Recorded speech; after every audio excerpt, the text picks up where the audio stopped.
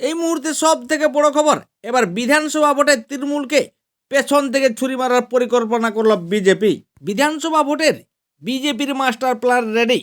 নবান্ন থেকে মমতাকে সরানো শুধু এখন সময়ের অপেক্ষা, এমনই কিন্তু মত বঙ্গ বিজেপির নেতাদের। ভোটের আগে বিজেপির নতুন সমীকরণ, আর তাতেই কিস্তিমাত বঙ্গ বিজেপির।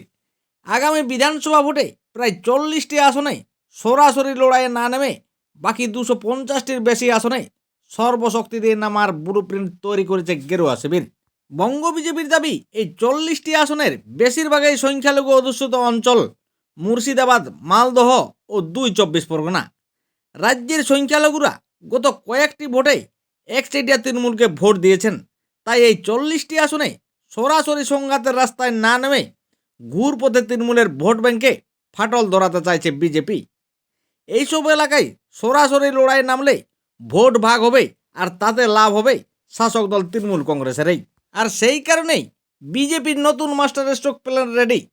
এই আসনগুলিতে বিজেপি প্রার্থী দিলেও প্রচার থাকবে নামে মাত্র, কোথাও আবার প্রার্থী না দেওয়ারও সম্ভাবনা রয়েছে।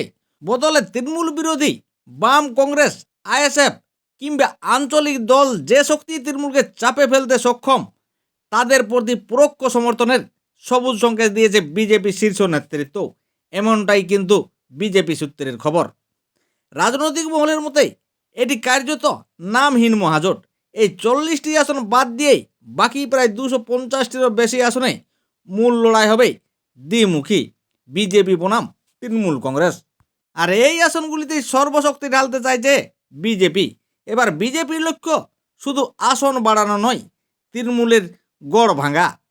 আর এই মাস্টার স্ট্রোকে এবার বিধানসভা ভোটে বাজিমাত করতে চাইছে বঙ্গ বিজেপি।